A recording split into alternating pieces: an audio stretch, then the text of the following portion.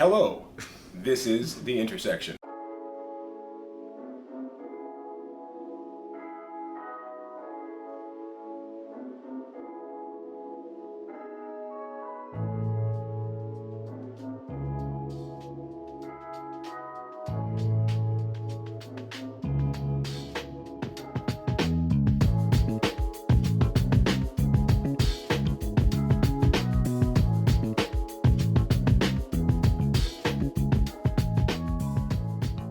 You're watching The Intersection, where faith, life, and culture meet. I am Justin May. And I'm Eric Targe. We're joined here in downtown Chicago with Associate Professor of Psychology, Jocelyn Carter. I said professor the first time, which was incorrect, which is why we have to redo this. But Jocelyn, we are so glad to have you with us.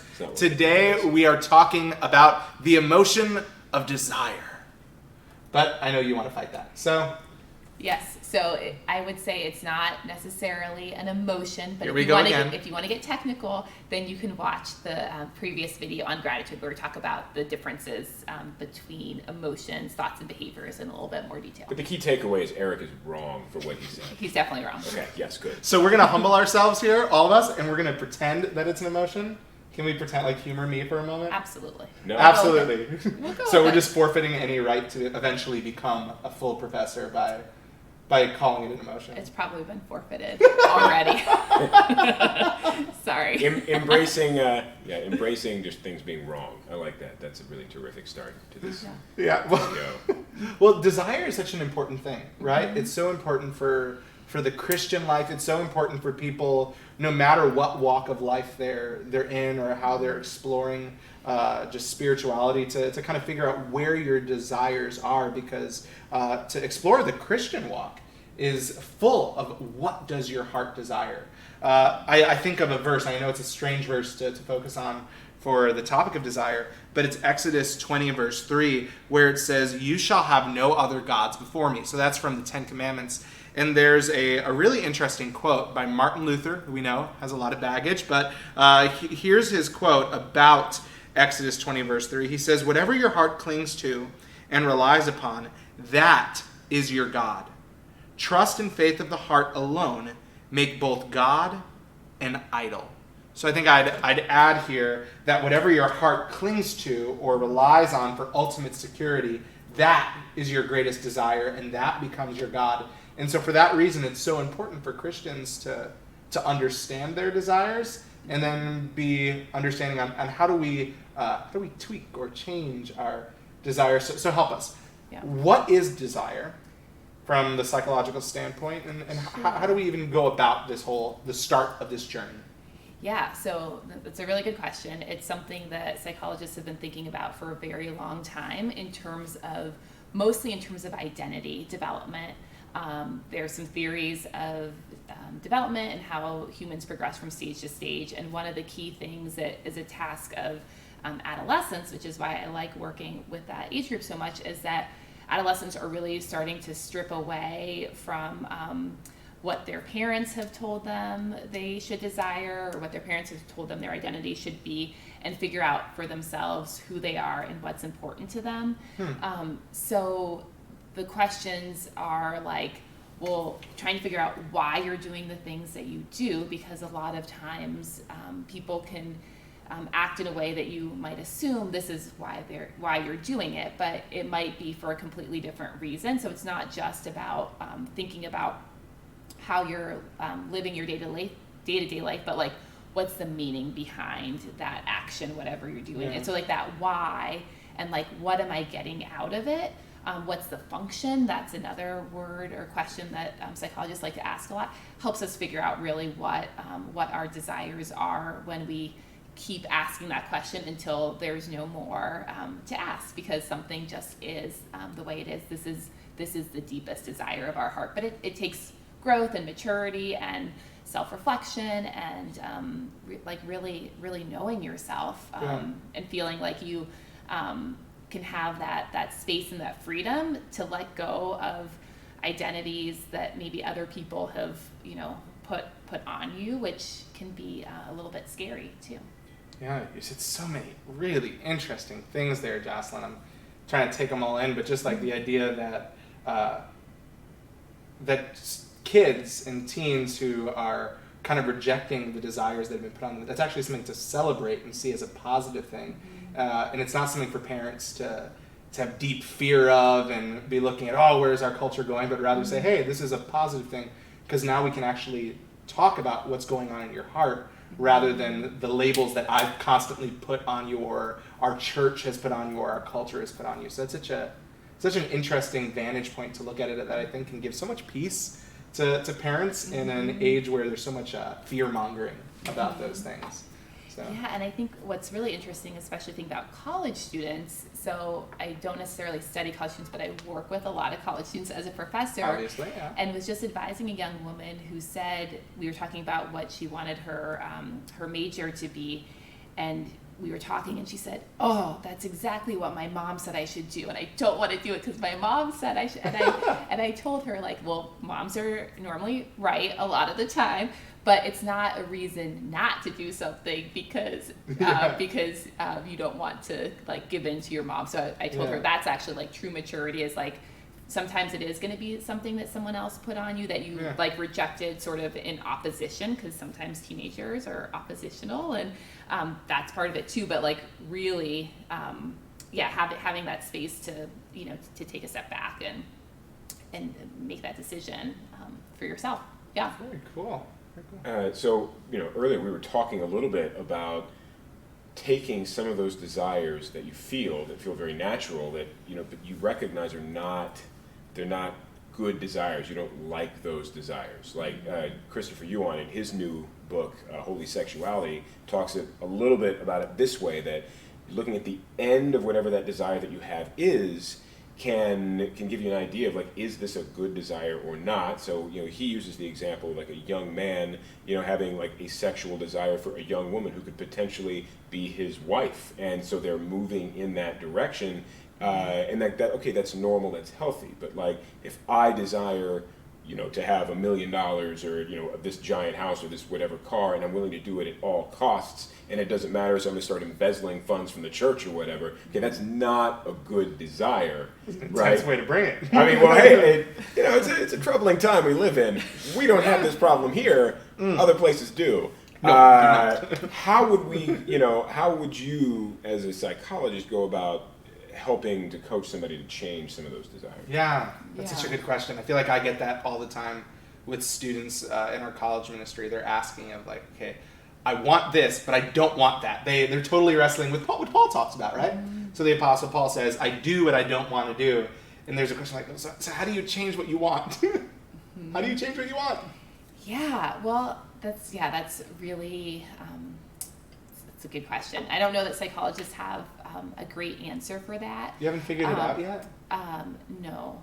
I'm not sending my kids to DePaul. But what I would say is that I'm just gonna keep I've got brothers. It's all good. I can take it.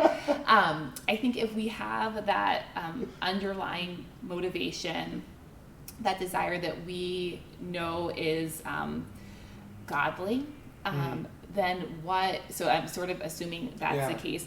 What I think tends to get twisted and warped and distorted is the mechanism by which we go after that goal, and what the cost may be, what the impact it has on others. So I strongly believe that God doesn't give us desires that we can't fulfill in a way that's honoring to Him as we're going along the process of getting those. So I really like that that perspective that you shared about sort of seeing how it plays out. But I think that once people dig down to what they actually do desire, that usually there's a couple things. Most of us want to be loved, we want to be safe, we want to be known and understood. So we want to have meaning in our lives. Like, these are pretty, universal. And so thinking about if those are the desires, and then here are the particular goals that may be ways of getting those desires realized. That's what we want to be thinking about. And if they're not working, so a lot of times behaviors will develop maybe from when we were younger, or maybe a different time in our lives, and they've become unhealthy or sinful, being able to come back and say, okay, well, that this isn't working anymore, and here's the better way, or the more godly way, or for psychologists would say, like healthier way to get that, because God doesn't want us to be putting ourselves in physical risk or harm, or committing crimes. So if we're doing those kinds of things, and we know we've messed up our desires and our behaviors. Jocelyn Carter says, "Don't do crimes." Got it. Don't do crime. I Don't do stand crime. confident on that. No crime. We'll get t-shirts made Yeah. for that. Nice. Sounds wonderful. You had mentioned there was a quote from Lewis that you liked on this. Oh yeah, there's a really interesting quote from Lewis. It's probably a quote so many people have heard. But it's saying Lewis says, talking about kind of how all of us have innate desires, he said, if we find ourselves with a desire that nothing in this world can satisfy, the most probable explanation is that we were made for another world. And so I feel like that kind of really fits into what you were saying just about our desires and how they work out. That it might be that we're just putting our desire in the wrong place. So those basic desires are not bad desires. It's rather, are we seeking that in this world and thus constantly coming up empty? Or are we willing to look outside of this world? And so I guess, how would you, in a psychologizing session or a counseling session, how would you help someone to go from who's so focused on trying to find it here to helping them to find it there? To go away from the horizontal, which is like God has given us good gifts in the horizontal, right? Every good gift comes from above. But there's a sense in which when we focus only on the horizontal, then we have a problem. So a book that I really enjoy, I actually brought it here with me today, is by an author named G.K. Beale. He's a theologian. He wrote the book, We Become What We Worship. It's a biblical theology of idolatry. And it's really focused on Isaiah 6, where it talks about the change of the people, that they become deaf like their deaf idols, and blind like their blind idols, and mute like their mute idols. And there's kind of this sense throughout Scripture that when we worship something, we actually begin to resemble it. So the thesis of the book is what you refer to, you resemble either for ruin or for restoration. And so I guess I'm trying to figure out alliteration there. I know, not mine, completely G.K. Beale. But how do we go from the horizontal to the vertical? How do we do that well? Yeah. I don't have a great answer for that. We'll take a mediocre Okay, answer. take a mediocre one. I'm not going to say this mediocre. I guess it's not original, but I think prayer and self-reflection, and I think if we really desire those desires to be changed, I believe that God is faithful to answer those prayers. And once we're oriented towards Him as our ultimate focus for our purpose, our meaning, then everything else will get ordered appropriately. So it's not necessarily something I would say in a counseling session unless I knew that the person was Christian.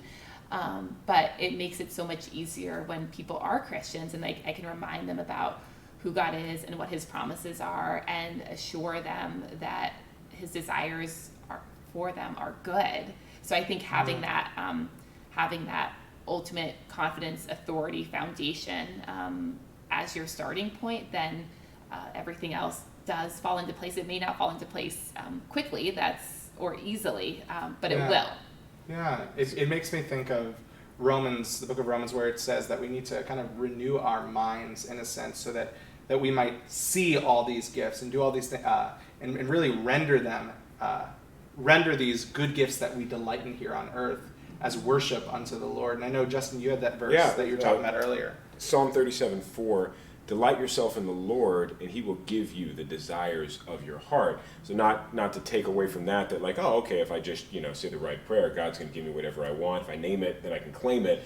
Rather, but He's saying if you delight yourself in the Lord, He's going to change the desires of your heart. He's going to align what's in here with what he has, and that's going to then let you desire good and noble and praiseworthy and awesome things rather than things that would be maybe more self-destructive. And things that glorify him Yes. ultimately and aren't about glorifying yourself, because spoiler alert, we are like a prideful, sinful people, so we need that Preach. reminder. Yeah. Well, hey, I think that do we have anything we want to add? I think that's just about it. We just totally killed this topic. Yeah, but I wanted to tell you guys about my cup. Oh, that Well, we'll have to. Hey, we're going to talk about a coffee cup. If you like the video, please like or subscribe. Turn on notifications. If you don't like the video, still like and subscribe and turn on notifications. But leave a comment in the comments section about Eric Targe personally, and we'll see you. Yeah, we'll see you next time. Thank you. Okay, what's the cup? Okay. Let's talk about the cup. So this cup is a photo of my husband and myself at a He's a wedding handsome devil. a very long time ago. Yes, he is Gotta very, bring this very up handsome. close. And in the middle is Punxsutawney Phil, who's the groundhog. You From might know Groundhog Day. You see that? But we went to a wedding in Punxsutawney for a dear friend, Monica and Morris Lau. And Monica's family is such a big deal that they got Punxsutawney Phil at the wedding reception. So we got our picture. That is awesome. Super Love fun. that. Yeah. Of all the name drops, like that's the best name drop. I mean, I know people who know animals. Awesome. Who know animals? Who know animals. I know people. I know people who know animals.